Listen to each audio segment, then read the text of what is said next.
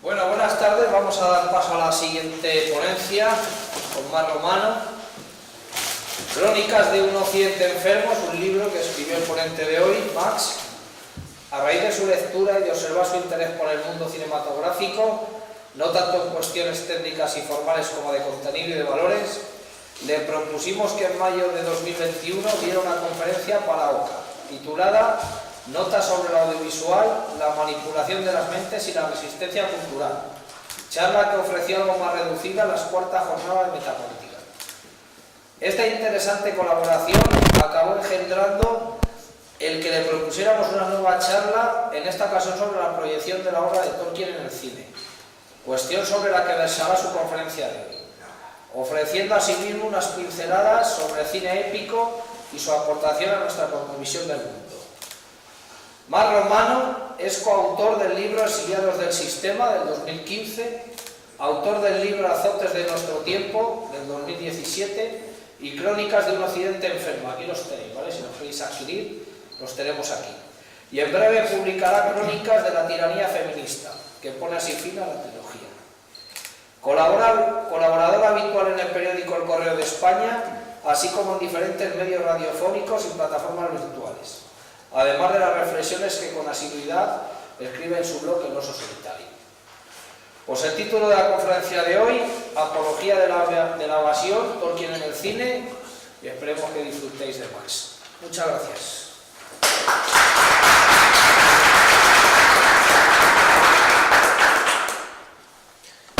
Hola, buenas tardes a todos y muchas gracias por haber venido, y también gracias a los amigos de la Asociación OCA por invitarme. Es un placer siempre participar en vuestras actividades.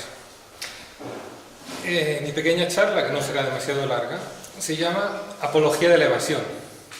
Ahora, hoy en día estamos en una sociedad llena de evasión compulsiva, por así decir, llena de gente que se evade con drogas electrónicas, drogas químicas, con entretenimiento, con la industria del entretenimiento, que es una expresión que a mí me parece horrible, casi tan horrible como industria cultural. Entonces, ¿qué necesidad hay de evasión? Ahora, hay necesidad porque me remito a las palabras de Tolkien. Tolkien, frente a los críticos de su literatura y en general de la literatura fantástica, decía que quien se opone a la evasión en realidad es el carcelero. La cita exacta es que no hay que culpar a nadie por querer evadirse de una prisión. Es un comentario que hace, que yo sepa, en un pequeño ensayo suyo sobre los cuentos de hadas. No sé si lo ha hecho en otros lugares también. Y Tolkien distinguía la evasión del prisionero de la evasión del desertor. La evasión del prisionero está justificada porque se está escapando de una prisión, de un sitio donde no quiere estar, donde siente que su vida está limitada, constreñida. En cambio, la evasión del desertor es la del que escapa de una trinchera, de una obligación o de un deber.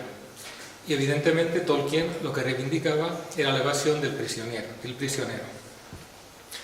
Ahora, este tipo de evasión requiere una cierta imaginación, una cierta apertura mental. Evadirse significa salir de lo cotidiano, salir de lo material, de la costumbre, del hábito. Precisamente ese salir del hábito es lo que nos permite mantener la trinchera más importante, que es la trinchera de la resistencia interior, frente a una realidad que es mediocre, envilecedora, que es, por lo menos como yo la veo, una continua apología del rebajamiento humano. El deber humano es mantener unas posiciones interiores, mantener una trinchera, y para hacer eso necesitamos imaginación. Por contra, los que nunca se evaden, los que siempre permanecen anclados a lo prosaico, a lo material, los que rechazan la evasión, son precisamente los que evaden esta trinchera, este deber superior que es resistir. Por eso a mí me gusta decir que, en cierto sentido, los peores evasores son los que nunca se evaden, porque son los que evaden el deber superior. Ahora, vamos a hablar de cómo entendía Tolkien esta evasión y qué posibilidades o qué sugestiones nos proporciona Tolkien. Y para eso vamos a hablar también de cine, porque se supone que tengo que hablar de Tolkien en el cine. Como sabemos, hay una trilogía de El Señor de los Anillos, de Peter Jackson. Hay una segunda trilogía, a mi entender muy inferior, que está dedicada al Hobbit. Para mí, inútilmente larga. Habría debido limitarse a hacer una sola película, y si de verdad quería hacer tres, pues coger material de Silmarillion o de los cuentos de Tolkien. Para mí la segunda trilogía es simplemente darle vueltas a esa manivela de hacer dinero. En cambio, la primera trilogía para mí está bastante lograda. Y está bastante lograda precisamente porque se mantiene fiel al libro. No porque sea un gran director. Quizá algún otro director, como, voy a poner dos ejemplos, como Kubrick o John Boorman, habrían podido hacerlo también, porque las películas de estos dos directores, al menos las mejores, tienen magia. Pero precisamente sea Kubrick que Boorman dejaron por imposible El Señor de los Anillos. John Boorman, conocéis a este director, supongo, de películas, en mi opinión, las mejores han sido Zardoz y Excalibur. Especialmente Excalibur, para mí ha entendido perfectamente el simbolismo del Grial y de la búsqueda del Grial. Y John Boorman llegó a escribir un guión para El Señor de los Anillos, pero al final dijo que lo sentía como algo superior a sus fuerzas. No consiguió llevarlo a la pantalla. En cambio, Peter Jackson lo ha conseguido, y esto sin duda es un mérito de su película.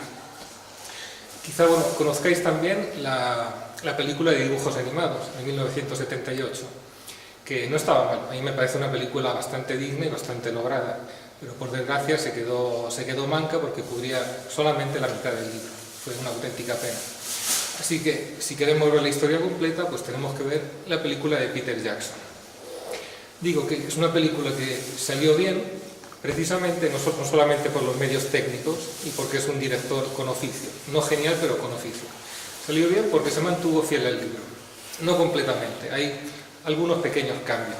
Uno de estos cambios es, por ejemplo, la supresión del episodio de Tom Bombadil. Cuando Frodo sale de la comarca y va en el bosque viejo, primero conoce un árbol hostil que lo atrapa, lo rescata Tom Bombadil, luego que es prisionero de un túmulo. Ese pequeño episodio pues no ha sido incluido en la película. Supongo que el director pensaba que era periférico, puede ser, pero con 12 horas de película yo lo habría incluido por lo menos, porque tiempo tenía. Otro pequeño cambio, que es quizá insignificante, pero a mí me parece una concesión a la corrección política, que cuando Frodo es herido por el jinete negro, cuando está escapando hacia Rivendell, en el libro lo salva el elfo Glorfindel. En cambio, en la película es una mujer elfa la que lo salva, Arwen, la princesa Arwen. Supongo que alguien le dijo al director que había pocos personajes femeninos en la obra de Tolkien, que en verdad hay pocos. Desde ese punto de vista Tolkien es bastante incorregible, desde el punto de vista de la corrección política. Aunque es verdad que hay 3 personajes femeninos muy importantes, la misma Arwen, Galadriel, la dama de Lórien, y también Éowyn, la sobrina del rey de Rohan, que incluso lleva a cabo una hazaña que no puede hacer un hombre, que es acabar con el rey de los espectros del anillo, ayudada por Merry o por Pippin, no me acuerdo cuál de los dos. Pero bueno, aún así, alguien debió pensar que Tolkien pues no había bastante personajes femeninos, cosa que hoy es casi obligada en cualquier producción. Si tenéis la desgracia de ver muchas películas actuales, pues veréis que las heroínas mamporreras están por todas partes. Estoy seguro de que es una imposición, una especie de nuevo código para hacer películas. Ahora, pero estos dos cambios no me parecen demasiado importantes. El cambio que no me gustó mucho fue la supresión del último episodio, el saneamiento de la comarca. Si os acordáis, después de haber derrotado a Sauron, después de haber restaurado el trono de Gondor, pues aún así queda una pequeña tiranía en la comarca, que está gobernada por unos hobbits traidores con el apoyo de Saruman y de Grima, lengua de serpiente. Ahora, después de realizar esa gran tarea de derrotar el mal, los hobbits de vuelta tienen que realizar todavía una pequeña tarea, que es eliminar el mal dentro de su propia tierra, en lo pequeño. Y esto, a mi entender, habrían debido incluirlo porque era importante para Tolkien. No solamente eran importantes los hobbits, sabemos que la vida en la comarca, los hobbits, Tolkien los amaba, como amaba la vida rural. De hecho, se inspiró en la vida rural de Gales, probablemente, para imaginar su vida en la comarca. Pero yo pienso que lo que nos quiso decir Tolkien es que tan importante es la gran guerra como la pequeña guerra. Tan importante es derrotar al mal en una lucha cósmica en el mundo como limpiar de gentuza y limpiar de indignos la propia tierra, el propio terruño, lo grande y lo pequeño. Y eso sí se ha perdido en la película. Yo personalmente lo habría incluido. Ahora, aparte de este pequeño comentario, pues tampoco tengo más reservas que hacer con esta película y de hecho me gustó bastante, lo he visto 2 o 3 veces. Para profundizar un poco más en el carácter de esta película y del mundo de Tolkien, voy a hacer una pequeña comparación con otra serie que muchos conoceréis, que es Juego de Tronos. Ahora, a veces se ha hecho la crítica a Tolkien que su historia es demasiado simple, su mundo es demasiado lineal, demasiado neta la cesura entre el bien y el mal. Efectivamente es una lucha del bien contra el mal, y quienes están con el bien y quienes están con el mal está totalmente definido. En este sentido, no es una historia realista de luchas políticas o de luchas humanas, pero precisamente esta así llamada crítica es lo que le da mayor atractivo al mundo de Tolkien, porque Tolkien no quiso Juego de Tronos. En Juego de Tronos tenemos todo eso. Tenemos, bueno, además de mucho sexo y turbulencia gratuita, que evidentemente vende mucho en esta época de público de masas, que es totalmente zafio y mediocre. Pero además de eso, que lo han puesto para ganar audiencia, vemos, pues sí, una complejidad inventada de luchas políticas, luchas personales, con elementos de magia. Ponen dragones, ponen un ejército de muertos vivientes congelados, ponen magia. Pero, a pesar de ello, Juego de Tronos no tiene ni de lejos la sugestión que tiene el mundo del anillo de Tolkien. Es otra cosa. Porque Tolkien no quiso escribir una historia de luchas de poder en salsa fantasía. Quiso escribir una fantasía mitológica, que es algo muy distinto. Quiso crear una especie de mitología moderna, como también ha sido dicho por otros ponentes. Y en esa fantasía mitológica imagina un mundo entero, un mundo con una historia, la historia de las edades, las lenguas que inventó, los nombres que tampoco están puestos al tuntún, sino que tienen un sentido. Todo eso, todo ese mundo de la Tierra Media es un personaje más del Señor de los Anillos. Por eso, el mayor atractivo de esta historia no es en las complejidades de la trama o su no linealidad, porque la trama es muy lineal, es clara. Precisamente el atractivo de Tolkien es esa profundidad de mundo mitológico que tiene. Es esa historia de la Tierra Media que es como si fuera un personaje, y un personaje de los más importantes, porque está continuamente presente en la acción. En cambio, Juego de Tronos, pues podía ser perfectamente una historia de luchas de poder en el Bajo Imperio Romano, o de príncipes italianos del Renacimiento, o de los papas Borgia, con un poquito de especias fantásticas y mágicas. Pero repito, no es lo mismo, y no tiene ni de lejos el poder de evocación ni la popularidad que puede tener El Señor de los Anillos.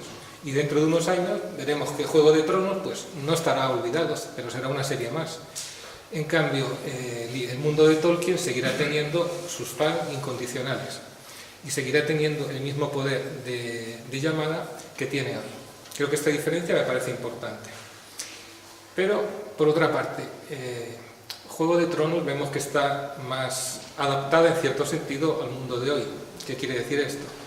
Que es una obra que está mucho más de acuerdo con la corrección política, con esta ideología única que nos quieren imponer a todos. El mundo de Tolkien, en primer lugar, no es para consumo universal de todos. Es un mundo que se inspira en la tradición nórdica europea, en las leyendas europeas, especialmente nórdicas, y desde este punto de vista, pues tiene evoca mucho el mundo europeo. No puede ser lo mismo visto por un europeo que por un extraeuropeo. Y ya solo por eso puede ser incluso una base, no diré una base espiritual porque es una palabra un poquito fuerte, pero una base de ideas, de sugestiones para la resistencia.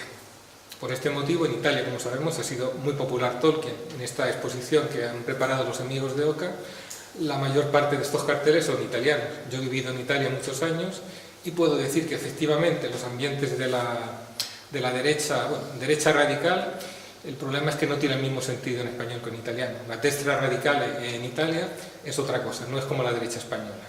Es una derecha que es nacionalista, patriota, puede tener ecos neofascistas, no necesariamente, pero sobre todo tiene una profundidad filosófica, la destra radical en Italia. Y esas personas, esos camaradas en Italia han sentido perfectamente la llamada de Tolkien. El culto de Tolkien en Italia se remonta a muchos años atrás. Han hecho los campos hobbits, las ferias de libros, muchísimas actividades, yo algunas he ido. Y este carácter de Tolkien es lo que lo hace un poquito indigesto a la corrección política. Luego en la mesa redonda vamos a hablar también de esto. No solamente por el tema de los personajes, como decía antes, sino por el mismo lenguaje que usa. A veces el lenguaje de Tolkien pues hoy chirría, sin que sea posible acusarlo directamente de nada a Tolkien, porque no habla ni de negros, ni de blancos, ni de amarillos, mucho menos de judíos, no habla nada de eso. Pero habla de diferencias raciales, habla de hombres mayores y hombres menores, habla de razas que están abocadas al mal, de razas degradadas que representan lo inferior, el hundimiento espiritual, habla de razas espirituales como los elfos. Todo ese lenguaje, aunque sea un mundo de fantasía, no cuadra bien con el mundo de hoy, no cuadra bien. Y es precisamente este el potencial que puede tener para nosotros Tolkien, el potencial evocador, y es precisamente esta la razón de la popularidad de Tolkien en los ambientes que podemos llamar identitarios o patriotas, en cierto sentido. Ahora, voy a volver un momento sobre el tema del maniqueísmo en la obra de Tolkien. Maniqueísmo entendida como polarización entre el bien y el mal. Ahora, la palabra, yo tengo una reserva hecha contra esta palabra, porque el maniqueísmo hace referencia a la doctrina de Mani, que es una doctrina dualista, nacida en el siglo III después de Cristo, que entiende el mundo como la lucha de dos polos opuestos, el bien y el mal. Pero estos dos polos tienen el mismo estatus ontológico. No es como la tradición cristiana, porque en la tradición cristiana el mal deriva del bien a través de la privación, de la caída. Lucifer es un ángel caído. Tolkien, que sigue o se inspira en la tradición cristiana, el mal en Tolkien es Melkor. Melkor, que no tiene el mismo estatus de Ilúvatar, del dios supremo, es simplemente una nota discordante. Si os acordáis en el Silmarillion, en el primer capítulo, cuando se habla de la creación del mundo a través de la música, el mal empieza como una discordancia, como una nota discordante en la música. Y de hecho el mal, primero Melkor y luego Sauron, no son capaces de crear nada, no tienen una capacidad creativa. Pueden solamente degradar y degenerar lo que otros han creado. Ni siquiera pueden crear los orcos o los trolls. Los hacen como degeneración de los elfos. Y por eso he dicho que la palabra maniqueísmo a mí me chirría un poquito, porque no son dos polos equivalentes. El bien es una cosa y el mal es una privación. Ahora, este es más o menos el punto de vista que yo he asumido en lo que escribo y en cómo yo entiendo el problema de la decadencia. O sea, qué es el bien y qué es el mal, hoy en día en particular. Porque el hecho de que haya dos polos es algo que va a suceder siempre que hay una cuestión o una lucha importante en una época. En el momento que hay un conflicto importante como lo hay hoy, es necesario alinearse. Como, si se me permite usar un símil de la física, nosotros podemos tener una masa de partículas positivas y negativas. Cada uno va a su aire al tum-tum. Pero en el momento que tú aplicas un campo eléctrico, las positivas van a un sitio y las negativas van a otro. Es decir, el mundo se polariza, como un campo de dipolos eléctricos. Cada uno está orientado como mejor le parece, pero en el momento en que aplicas un campo eléctrico se alinean todos. Ahora, esto es lo que sucede hoy en día, pero esta consideración no es suficiente en el sentido de que no nos dice por qué hemos de preferir o por qué es mejor preferir el bien al mal, porque al fin y al cabo no es la misma elección que uno hace cuando apoya un equipo de fútbol o otro. Nosotros queremos entender que es algo distinto. Entonces, yo como entiendo el mal es precisamente como la privación, como la negación. Hoy en día, como la negación de la vida, como fenómenos de degeneración que afectan a la voluntad de vivir y a una apología de lo que es inferior, de lo que hunde al ser humano. Aunque no sea del mejor gusto citarse a sí mismo, citaré uno de los últimos capítulos de mi libro Azotes de nuestro tiempo, en el que digo que la negación es una y las afirmaciones son múltiples. ¿Esto qué quiere decir? Que yo, en ese libro, en Azotes de nuestro tiempo y también en Crónicas de un Occidente enfermo, hablo de una enfermedad como una degeneración, que es una negación de la vida. Ahora, ¿qué significa negar esta negación? En matemáticas, el producto de dos signos menos es un signo más, único, pero eso solamente en matemáticas. Eso no tiene nada que ver con el devenir humano. En el devenir humano, negar una negación significa afirmar las posibilidades de la vida, que son muchas. En ese sentido, por eso digo que las afirmaciones son múltiples, pero la negación una. La negación es la decadencia, la degeneración. La afirmación es un abanico de posibilidades de vida. Dicho de otra manera, yo no sé cuál es la forma correcta de vivir, si es que esta expresión tiene un sentido. Hay muchas formas correctas que afirman la vida, pero sí sé dónde está la degeneración y la decadencia. Y yo lo veo alrededor en todas partes hoy en día.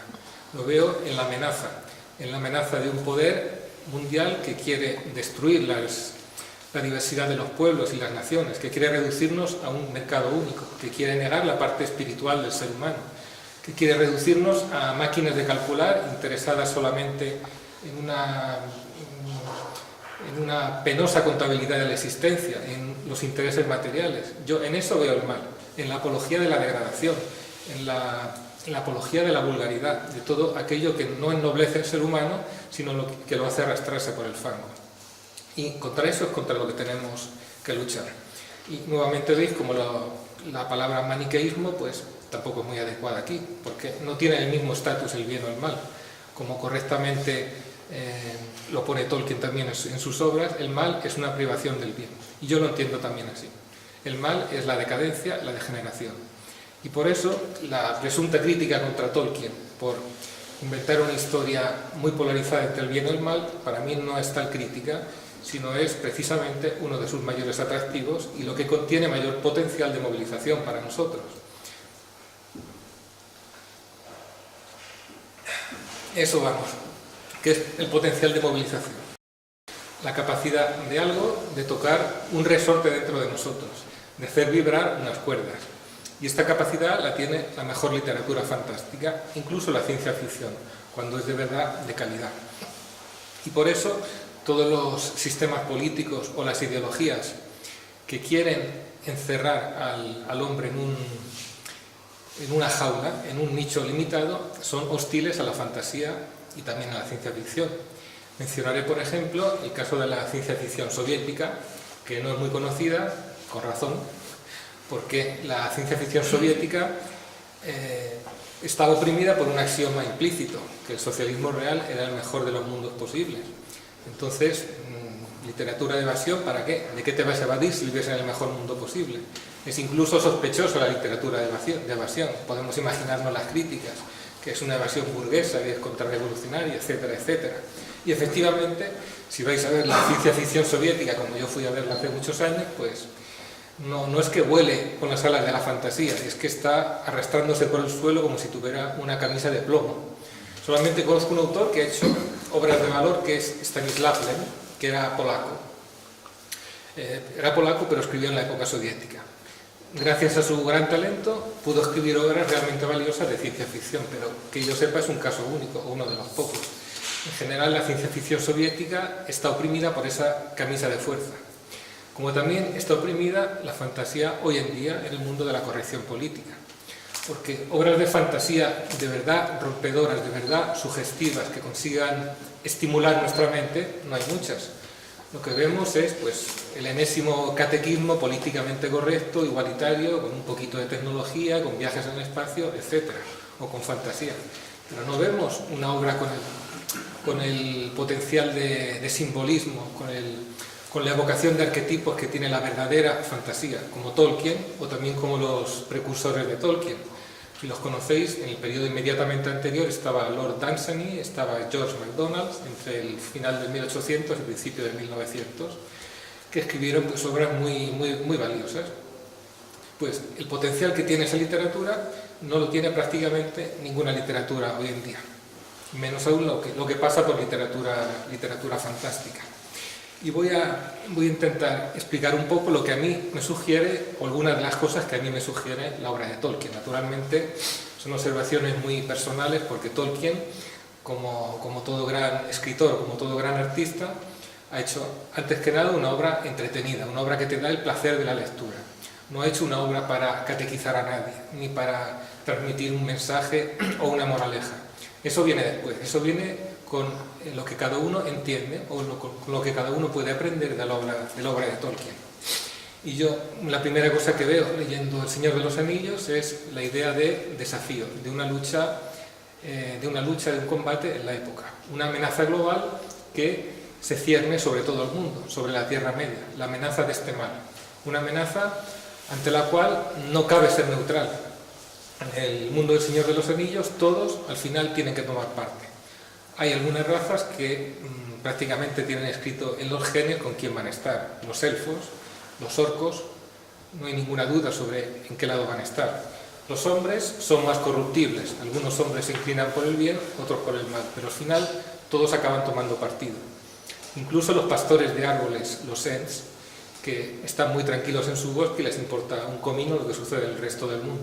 Pero al final están obligados a entrar en la guerra. ¿Por qué? Porque Saruman, con su especie de imperio tecnológico, porque es eso el imperio tecnológico de Saruman, un imperio que destruye la naturaleza por afán de poder y que anticipa también el tema de la ingeniería genética, como sabemos, los Uruk-hai, que son la mezcla de orcos y de hombres. Entonces, frente a ese poder, incluso los pastores de árboles que han vivido durante eras aislados se ven obligados a tomar partido. Y eso es un tema muy importante en la obra de Tolkien y también en la actualidad. En la actualidad también estamos frente a un desafío, la idea de un desafío que es global, un desafío a la identidad de todos los pueblos del mundo, sí, pero sobre todo a nuestra identidad como europeos, a nuestra forma de ser, que quiere ser destruida por ese poder oscuro que está sobre nosotros. Y eso nos impone un combate. Más cosas interesantes que yo encuentro en Tolkien. Bueno, los hobbits seguramente. Los hobbits me parecen súper interesantes porque son personajes aparentemente insignificantes, pequeños, incluso grotescos. Pero al final son ellos los que muestran una fuerza insospechada. Son ellos los únicos que consiguen realmente portar el anillo sin corromperse. Y nos está diciendo Tolkien que a veces el heroísmo no tiene por qué venir de un Superman, de un hombre, de un superhéroe, sino de un personaje que aparentemente es insignificante, pero que tiene una fuerza escondida. La misma forma de destruir el anillo y derrotar a Sauron nos está diciendo que la victoria sobre el mal no solamente se consigue con grandes batallas, con grandes choques de guerreros, sino a través de un evento pequeño, insignificante, la destrucción del anillo. Es decir, que un evento muy pequeño puede tener un gran efecto. Es como una anticipación de la teoría del caos, si queremos. Sabemos que en el paradigma del caos, físicamente, es un paradigma indeterminista, en el sentido que una diferencia muy pequeña, con el tiempo puede llevar a un resultado muy distinto, en un sentido o en otro. El mismo anillo me parece un símbolo muy potente, porque el anillo es una herramienta de poder que crea Sauron, pero también es una herramienta de debilidad de Sauron, porque al mismo tiempo que pone gran parte de su poder en el anillo, se crea su talón de Aquiles, hasta el punto que es el responsable de su derrota. Todos estos símbolos me parecen muy, muy sugestivos y sobre todo aplicables al día de hoy, tanto en la idea del desafío como en la idea del heroísmo y de la fuerza que está donde uno menos lo espera, y sobre todo en la idea que el mal tiene una vulnerabilidad. Podemos preguntarnos, frente a este sistema, frente a este leviatán que aparentemente es irresistible, que es un auténtico tsunami de degeneración, ¿dónde está su debilidad? Vale, ha forjado el anillo del poder. Ay, perdón, antes de seguir, el ojo de Mordor, que ya se me olvidaba. El ojo de Mordor que todo lo ve, yo lo veo hoy en día el ojo de Mordor en esta sociedad tecnológica hiperconectada que nos controla a todos y que es consciente de lo que todos hacemos. Es una auténtica esclavitud. Y también veo los espectros del anillo, porque los espectros del anillo, ¿qué eran? Eran reyes de los hombres que han recibido un regalo envenenado, el regalo de esos anillos del poder. Ellos se creían muy listos porque pensaban que iban a ser potentes y fuertes con estos anillos del poder, mientras en realidad lo que consiguieron es ser esclavos, ser esclavizados por Sauron. Y yo hoy también veo los espectros del anillo. Son todos esos fanáticos de la tecnología que están convencidos que vivir en un mundo tecnificado, que estar siempre conectados, les va a aportar algo en su vida. En realidad lo que están haciendo es permitir que les controlen, crear una dependencia en su vida. Ellos se creen muy listos, por ejemplo, por no tener que levantarse para encender la luz, con dar una orden y encender la luz, o comprar, en vez de levantarse y teclear en el ordenador, sí, Alexa o quien sea, cómprame esto, ¿vale? Por esa auténtica estupidez totalmente ridícula se ha metido un espía electrónico en su casa que graba lo que están haciendo y ellos no saben dónde va a terminar esa información. Es un ejemplo muy, muy banal, pero me parece bastante válido, indicador de los espectros del anillo que existen hoy en día. Son todos esos que están convencidos de que la tecnología y el mundo hipertecnológico, hiperconectado, les va a liberar, que va a crear una calidad superior en su vida, mientras la realidad es totalmente opuesta. Les va a convertir en esclavos, como los espectros del anillo se convirtieron en esclavos de Sauron. Ahora, cierro este pequeño paréntesis que se me había olvidado y volvemos al tema del anillo. ¿Cómo luchar hoy día contra este poder avasallador que aparentemente lo ocupa todo? Pues ¿cómo luchaban los personajes de Tolkien contra el poder avasallador de Sauron? Pues porque Sauron había puesto en el anillo mucha fuerza, pero también había creado una debilidad. ¿Cuál es la debilidad del anillo? ¿Cuál es el anillo hoy en día? ¿Cuál es esa debilidad que podemos o se debería poder explotar por una verdadera disidencia? El Sauron de hoy, el poder oscuro, seguramente utiliza las debilidades humanas. Todos imaginamos los 7 pecados capitales, por ejemplo, en la tradición cristiana. Todos y cada uno de esos pecados capitales son debilidades del ser humano que el poder utiliza para controlarnos. Pero desde el momento que está utilizando la naturaleza humana, la misma naturaleza humana puede ser el talón de Aquiles. Esa debilidad del anillo, esa forma de destruir el anillo, tiene que ser algo que está en nuestra naturaleza de seres humanos. Yo termino siempre mis conferencias con esta consideración, que la naturaleza humana nunca se entiende completamente, nunca es perfectamente calculable ni analizable, que tenemos dentro de nosotros un pozo de libertad, un fondo de fuerza que puede estar oculto, que puede ser cegado, tapado, cubierto, pero nunca puede ser secado definitivamente. Entonces, esa posibilidad de lucha, esa posibilidad de destruir el anillo, es algo que pertenece a la naturaleza humana. Es una posibilidad de resistencia que está dentro de nosotros. Lamento no ser más preciso, pero hasta aquí es donde yo puedo llegar con mis reflexiones y quería que esta fuera la idea final con la que os quedáis después de mi conferencia. Solamente voy a comentar una cosa más, y es, volviendo al principio, sobre la evasión. Se puede evadir de muchas maneras. Como sabemos, Tolkien ha sido muy popular, como he dicho, no solamente en la derecha identitaria europea, sino en la contracultura americana de los años 60 y 70, en los hippies. Pero es una forma de evasión distinta, porque los hippies tenían una cosa buena, que sentían que el mundo en que vivían era mediocre, era limitante, que les sofocaban en ese mundo, ellos se evadían. Era una evasión auténtica, no era una evasión de trinchera, sino la evasión de una prisión, pero eran rebeldes sin causa, por lo tanto se estaban evadiendo de algo, pero no evadiendo para algo. En cambio, los que de alguna manera nos referimos a la tradición europea o a valores ideales europeos, somos rebeldes con causa, y esta distinción hace eco de una distinción que hacía Nietzsche, si recordáis, en Zaratustra, donde Zaratustra dice que no le importa de qué cosa uno está escapando o de qué cosa nos liberamos, le importa para qué cosa nos liberamos. Es distinto libertad de y libertad para.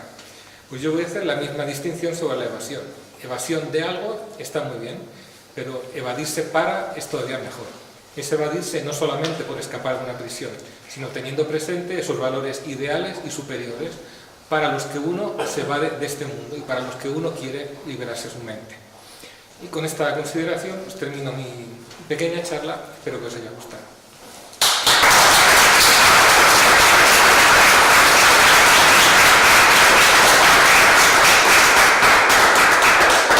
Lo siento, son siempre muy cortitas mis charlas. Bueno, pues si tenéis alguna cuestión. Cristian, todo tuyo. Yo tendría 2 preguntas. La primera es, ¿qué opinión te merece la adaptación cinematográfica del Hobbit en concreto, como precuela de Señor de los Anillos? Si piensas que ha habido algún tipo de cambio en la escenificación por parte de Peter Jackson.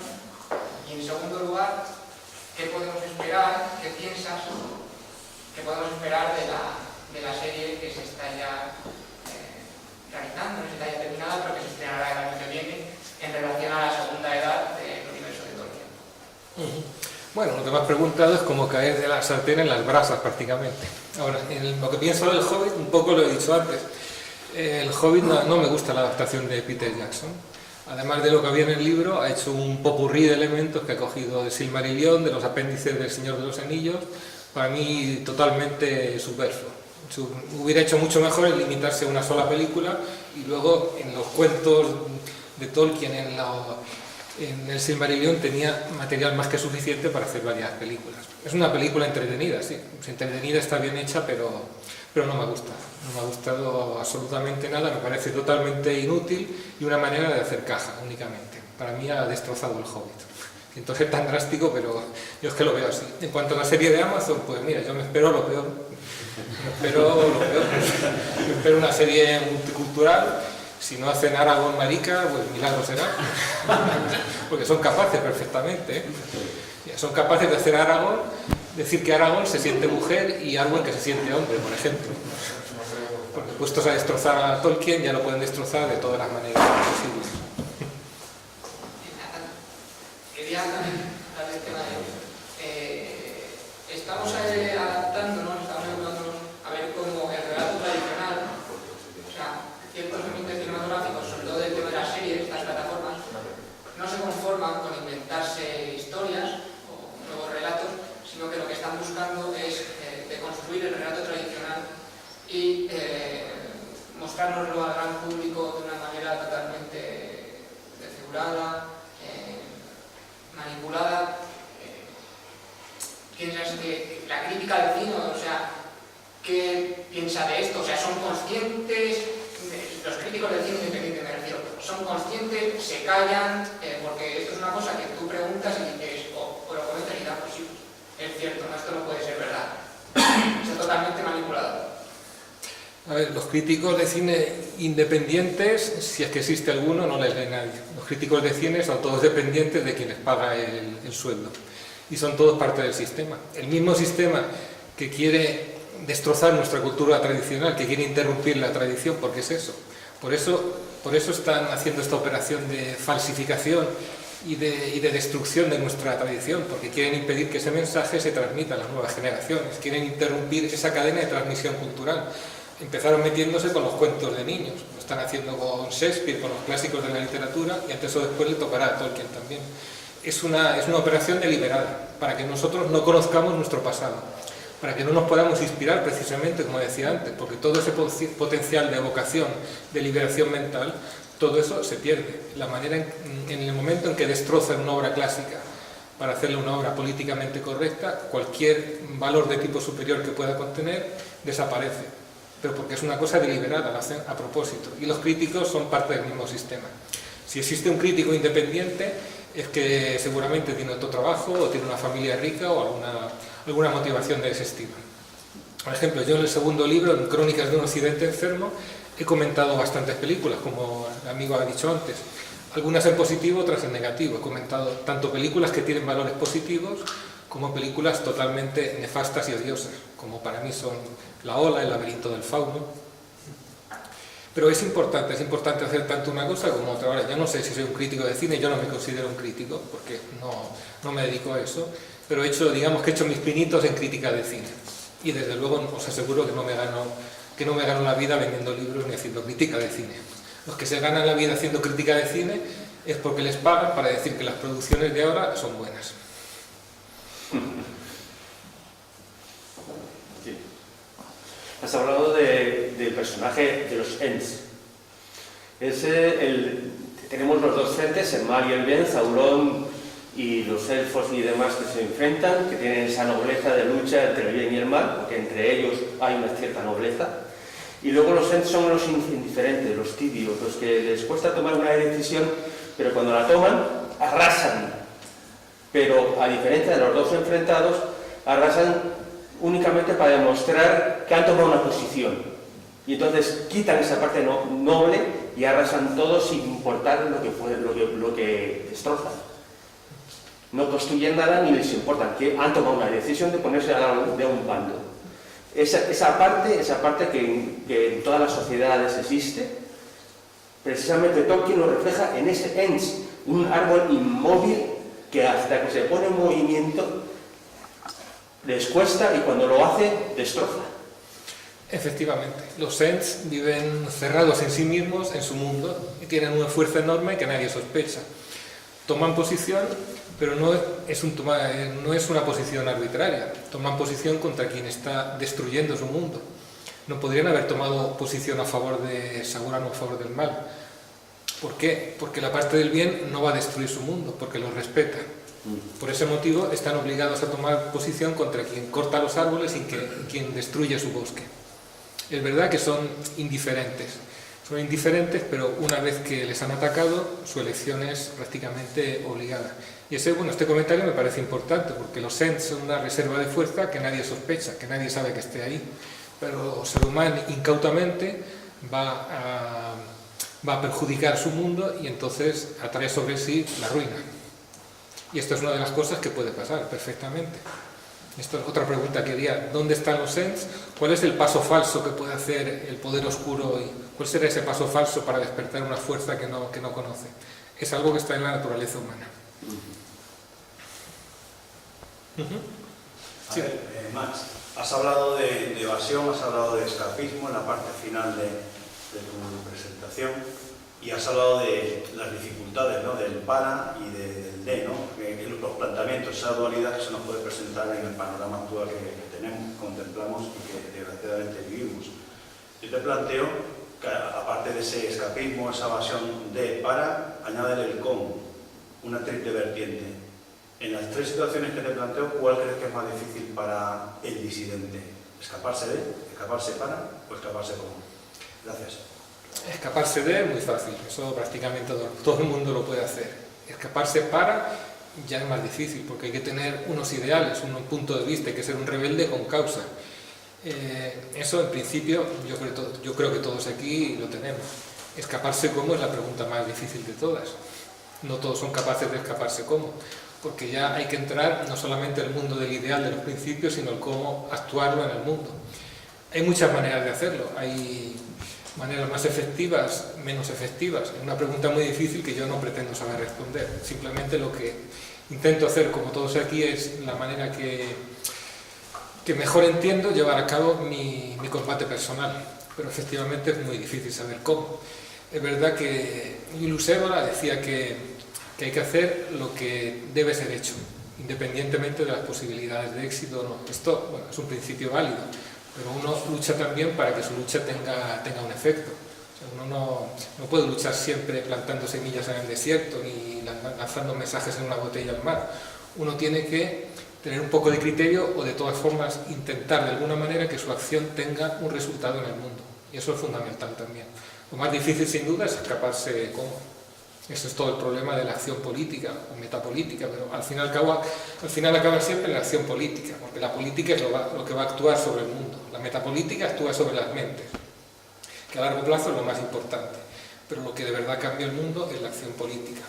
Y eso es el gran problema, de que acción política vamos a hacer como europeos, como personas que quieren defender esos ideales y esa tradición. Es un problema abierto y yo no tengo una respuesta. Puedo solamente actuar de la mejor manera que yo entienda. Gracias. Hola, vamos a ver, tú has comparado El Señor de los Anillos con Juego de Tronos, pero a mí me llama la atención con Conan el Bárbaro, porque las novelas son más o menos de la misma época, es la edad medieval, la edad hiperbórea, que es muy parecido. ¿Qué te parece a ti el tema con referencia a Conan el Bárbaro?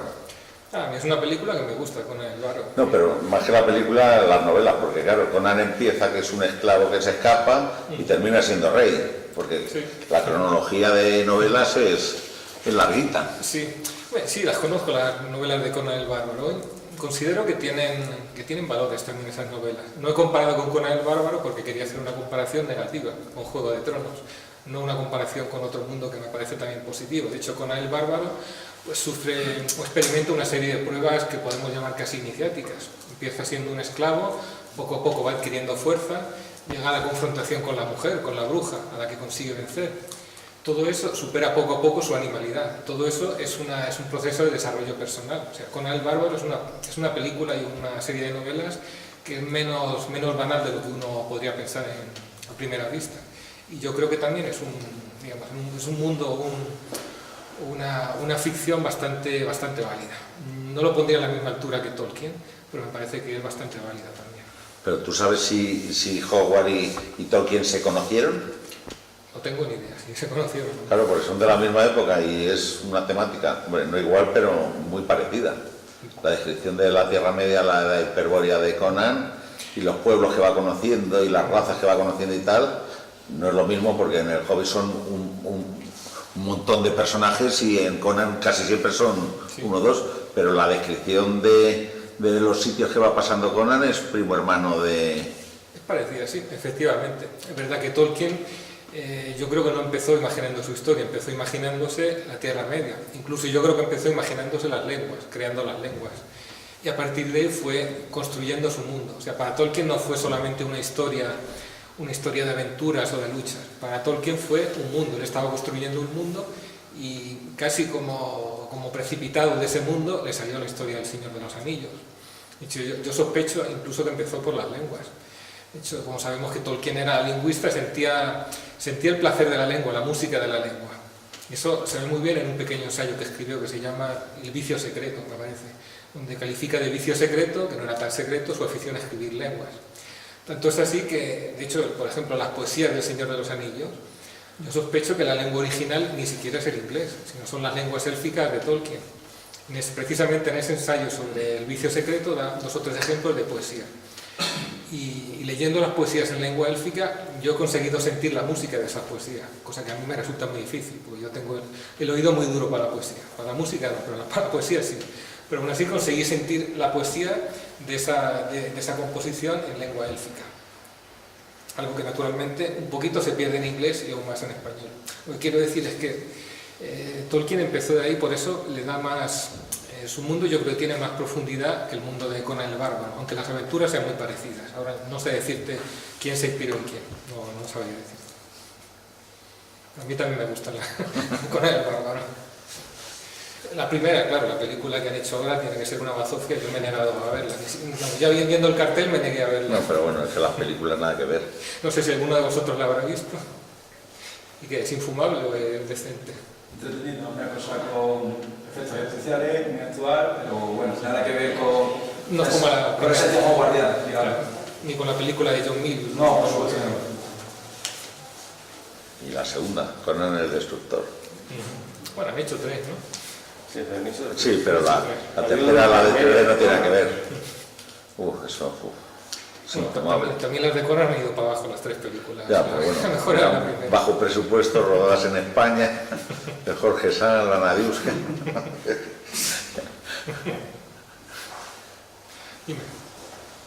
Lo primero que quería era que, tomando el comentario que se ha hecho sobre la serie, yo desde luego sí tengo, a lo mejor incluso aquí, pero yo guardo una esperanza en que podamos ver una producción más o menos aceptable, dado que, y es este el motivo por el que lo guardo, dado que se sabe que la Tolkien Heritage, es decir, la sociedad, digamos, creada por Christopher Tolkien, está vigilando la producción. Entonces, veremos hasta qué punto consiguen a los productores tenerle en veredad. Y la segunda pregunta que quería hacerte era si, aunque no va sobre la creación de Tolkien, si has podido ver la película que han hecho sobre su vida. Creo que se estrenó recientemente, en 2018 así. No, la película no la he visto, la película sobre la vida de Tolkien. No. Me gustaría verla. Y luego sobre la primera pregunta, pues yo espero que la serie de Amazon sea buena. Nada me gustaría más que ver una serie decente sobre Tolkien. Si efectivamente Christopher Tolkien, la fundación, está supervisando, es posible que no le deje mano libre para hacer barrabasadas. Yo lo espero, la verdad es que me gustaría. ¿Qué tal está la película sobre la vida de Tolkien, por cierto? Un coñazo y lenta. Claro, yo a la mitad la quité. Sí. Dime. ¿Qué crees que intentó representar Tolkien con la figura de Tom Bombadil? La figura de Tom Bombadil. Pues, creo que he querido ahí esa... una especie de iniciado solitario, todavía más misántropo que los Ents. Los Ents al final se hablan un poquito entre ellos, aunque hablen lentamente, aunque tarden 3 horas en decir buenos días, pero por lo menos son seres que viven en sociedad. Tom Bombadil es un ser completamente solitario que está en su bosque y que, bueno, que tiene nobleza, que ayuda a Frodo cuando tiene que ayudarlo, pero que esencialmente ignora todo lo que pasa fuera de su bosque. De hecho, ni siquiera participa en la Guerra del Anillo porque no llega hasta él. Yo creo que eso es lo que, por lo menos, eso es lo que me dice a mí el personaje de Tom Bombadil, un personaje que tiene mucha memoria también, porque tiene la memoria de edades pasadas, sabe cosas que otros no saben, es incluso capaz de vencer al tumulario, de sacar a Frodo de esa trampa donde se ha metido en el túmulo. Yo lo veo también como una conexión con el pasado remoto de la Tierra Media, pero una conexión en cierto sentido inerte, que ayuda a un amigo, pero que no se quiere involucrar en la guerra. Gracias. ¿Alguna cuestión más? Pues nada, damos por concluida. Muchas gracias, Max. Vamos a hacer un pequeño receso y a las 7:30 empezamos con la mesa redonda, ¿vale? Muy bien. Muchas gracias.